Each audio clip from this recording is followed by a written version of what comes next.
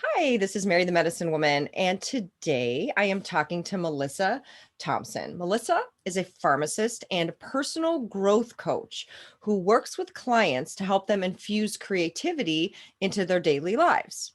And during this conversation, Melissa and I will make the case for creativity. Even if you don't consider yourself creative, artistic, never considered yourself adaptable in that way, it doesn't matter. That's okay. You can start today. So, Melissa, why do you say that approaching life from a position of creativity is so important? Well, Mary, I'm excited to talk about the case for creativity Mhm. because I I love think that. that, yeah, it's just fun, It's right? fun. It's alliteration. It is. Well, and of course, I love alliteration, right? Oh, Like me create, too. create, cultivate, celebrate is. Obviously, yes. Yep. I did grow up with school teachers, so it's just, in my Hmm. bones. And so, with this, why I love approaching life from the stance of creativity is that I feel like it makes those times when we feel a lot of pressure less of the pressure cooker. Like it makes it simpler, it makes it more accessible, and it makes it fun. Right? Like Today is we a pressure cooker. These days are a pressure cooker. And that's a great point. But I think prior to this, I would have maybe put creativity as something maybe not so important or frivolous, maybe not necessary. You've changed my mind on that. It is, I think, imperative from that perspective. I love it, right? Yeah. And the reality is that we all are creative.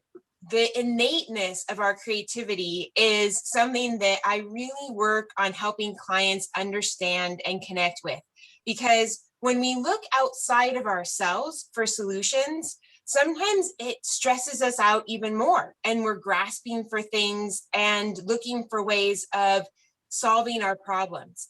But when we recognize that there might be something a little fun, a little creative inside, Hmm. then that tension dissolves and we do connect with that contentment and that peace that is within us.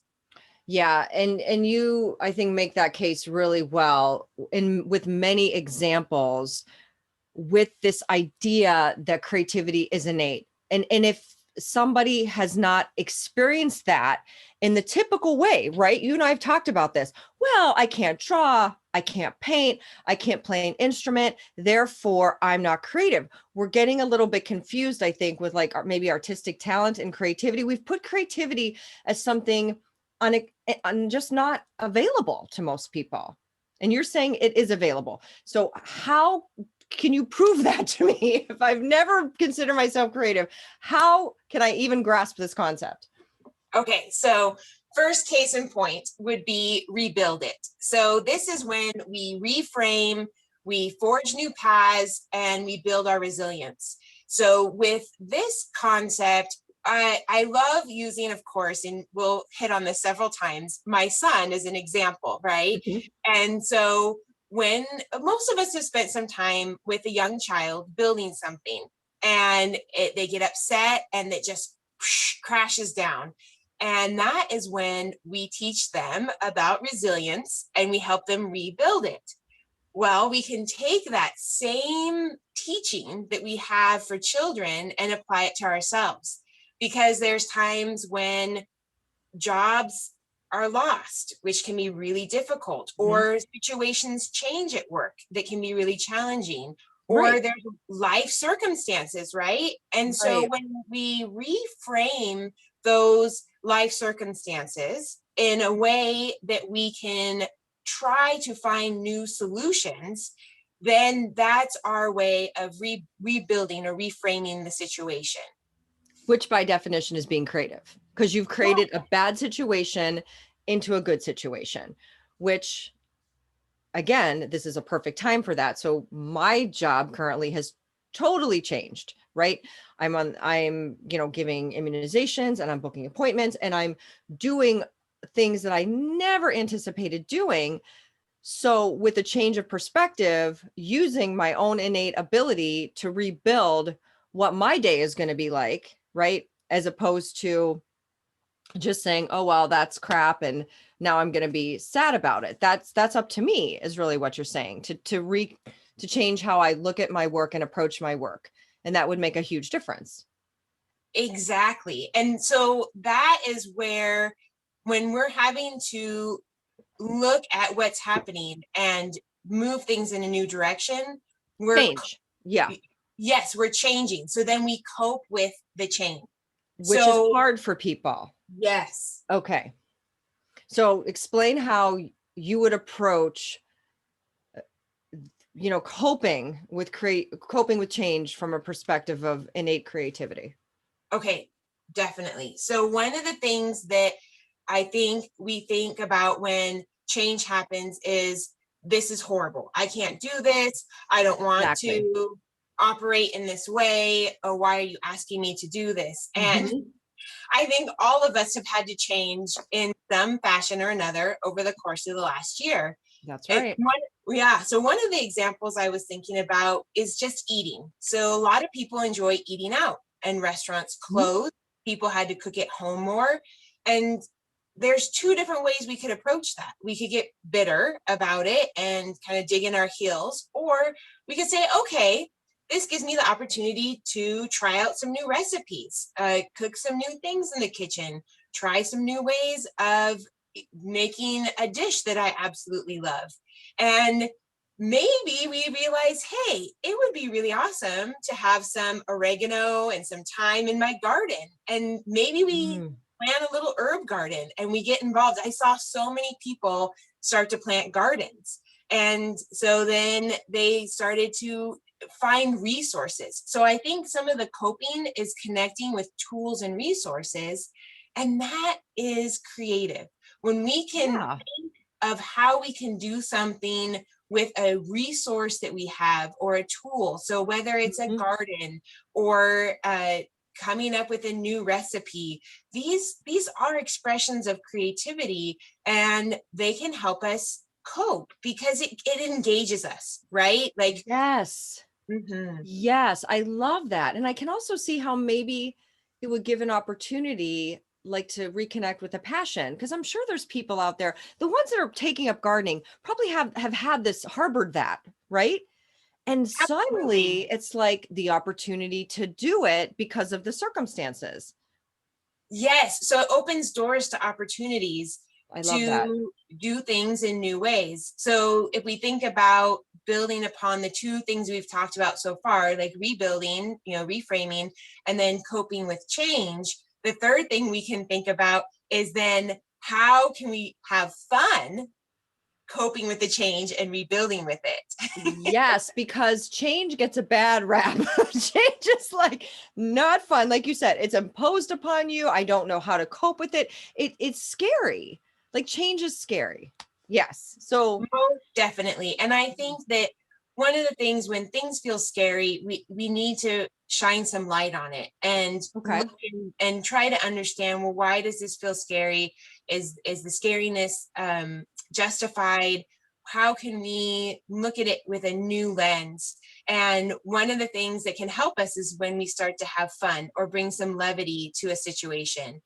I will never forget a time when I was a pharmacy student. I went to visit a little girl who was in a bone marrow transplant unit, Mhm. and I had to learn all. It was great as a pharmacy student because I learned all about the different precautions and scrubbing in. And she had an ante room before you could even go visit her. Sure. And what we did one day is we just took paper and cut paper into little pieces of confetti. And we started throwing paper all over the room. And she was in sheer bliss. Like, she was just Wow. laughing. And, poor thing has how many IVs, and Yeah. she, doesn't have a lot of interaction with other kids. She's not getting to have some of that play, that fun. Mhm. And that was one of the first times that I really connected with how, as adults, we can also connect with play, because then I felt less scared and intimidated by the situation.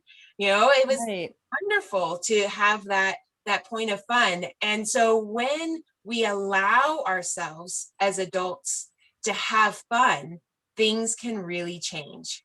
That is a great story. Now, I'm trying to visualize it. So when you went into this little girl's room, you had your white lab coat on. You were there as a healthcare professional, right? Yes. And I So just and gear and gowned up and everything. I love that juxtaposition and how it probably made you in that moment like really more human. I think I feel like when I've been a patient, I feel intimidated by the system and the equipment and the gadgets and the sterility of it. And also the way that we're expected to behave as healthcare providers in a way is a bit disconnecting from our humanity. So when I hear that story, it's just so beautiful. The juxtaposition, but also like just people that are in very different places in their lives, but sharing this moment of joy, which connects us as humans. Yeah.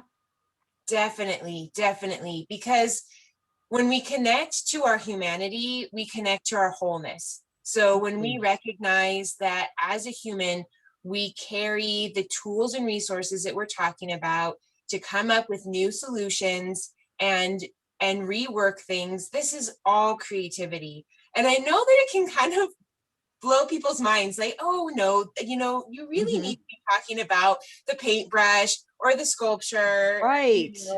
and so the other piece around humanity, bringing us back to the innateness of our creativity, is Mhm. that we think about all the things that we've invented, right? Like, think about what didn't exist before. Oh, I love that game. Let's play. Let's think about what didn't exist before. Okay, so what do you like to think about when you think about that? Well, I think a lot about technology. So Yeah. there's a lot of things that I can think back to the first computers that Mhm. I know people think that I'm younger than I am, but I remember this and the little tiny Apple computer in the hallway in my Mhm. house growing up. And now there's computers and phones that operate at speeds greater than any computer that first came out. This is It's amazing. amazing. Yes, It's amazing. And so then it also connects us to then what's possible going forward, right? definitely, definitely. That's the whole Because point, like to go back and then realize what's come before us that we now have that there's much more creativity to be done. As long as there's humans, there's going to be creativity. yes, yes, exactly, Mary. And that is what I think people can take away from this conversation, is that when they recognize their creativity is just a part of who they are and that they can tap Mhm. into that, that makes it accessible for coming up with new ways of Yes. taking care of themselves, Mhm. coming up with better ways of dealing with the stress of Mhm. Yeah. all the things that have been happening and being ready for things to shift in exciting new directions. And And I they think will. they Yeah. will. They Mhm. most definitely will. And in healthcare, I think of the innovations that come with the time of being in the pandemic, where we're connecting more remotely and Mhm. learning how, for individuals who live in really rural places, being able to visit with their doctor over Yeah. telemedicine, right? And the It's amazing. evolution of telemedicine. So it just, all of this comes from our creativity and is absolutely exciting to see where it's heading. I also want to touch on something that we've talked about before that I've really tried to incorporate, and that's this idea of flow. And again, this seems inaccessible because we think of athletes, knowing where the basketball is going to be, knowing where the tennis ball is going to be, and like being in the zone. And I've really practiced being very present at work. So I have a story about being in the flow. So yesterday, very long day at the end of many other very long days. It was like getting toward the end of the shift, and I'm checking in. I'm like, I'm breathing, I'm being present. I'm not wishing I was somewhere else like home. I'm here, I'm here, I'm here. It's the end of the day. Someone comes rushing in and she says, I need you to do me a favor. And I think because I was really present, I found that funny. not in like an ironic way or like, oh my gosh, doesn't she know what I do all day? But I was just present. Like there's this woman coming in with her agenda and her things that she needs to get done. And here's me with my agenda and everything that I've done for everybody. And she's asked me for a favor. And I just found it so funny. And she wants this prescription filled right now. And I think on the days when we're not present and we're not in flow, it's like, how dare you? And I just want to get home and don't you know, but I was there. I really was like an athlete. I stand by that. And I said to her, I said, well, okay, but first I think I need to dance. And so I just like started to do a little dance. And she goes, well, now I want to dance. And we're literally, she's on the other side of the counter and there's the plastic and we're in our mask and we're just doing a silly little dance. And then I filled her prescription, which is her favor. She wanted it in 15 minutes and I did it. And I kid you not, I still feel that today. It's why I'm not exhausted today. I love this, Mary. This is fantastic. I owe that all to you, by the way. I am dancing inside thinking Yeah. about you and this woman dancing. We're dancing. This is exactly the capitulation of everything that we just said. You reframed it. You know, you reframed the I did. situation. You were coping with all the Mhm. changes that you've been under pressure at work, Mhm. and you brought absolute joy and levity to all this. And you recognize the woman's humanity, that she was in need. She was wanting this as a favor. She wanted to take care of this. It was, you know, maybe a point of desperation, as some people feel when they come in to get their medicine. Sure. And you guys did a dance. We did. It totally unprepared. As anyone who was witnessing it could attest, totally unprepared. But yeah, you just, and I think that is in essence what you're saying. So that was me being creative, right? No Yes. paintbrush, no piano, no camera, all the things that I have struggled with and put myself up against. Like, why can't I paint? Why can't I draw? Why can't I play the piano? And I've tried it and then felt very defeated because I didn't have creativity.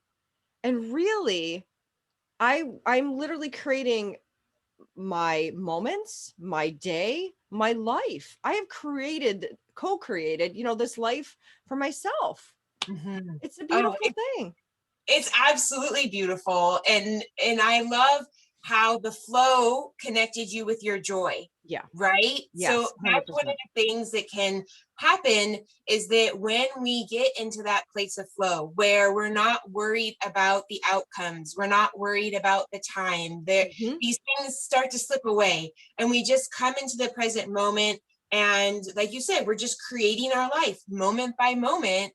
Then we can really connect with that sense of joy and that sense of bliss, that, hey, I'm here, I'm living, I'm breathing, and I'm human and I'm connecting with other humans. And to Yep. me, this whole thing that you just described is your masterpiece. I love that. I accept that. So, Melissa, tell us how people can contact you. Excellent. Okay, Yeah. so my name is Melissa Thompson, and you can find me on LinkedIn. I'm also on Facebook and on Instagram. And you have a You can, website. and I have a website. Yes, it's createcultivatecelebrate.com. So simple, all about creating, cultivating, and celebrating life. And you can also find me, if you want to just email me, at melissa@createcultivatecelebrate.com. Thank you so much. This was so much fun. Thank you all for watching. Peace.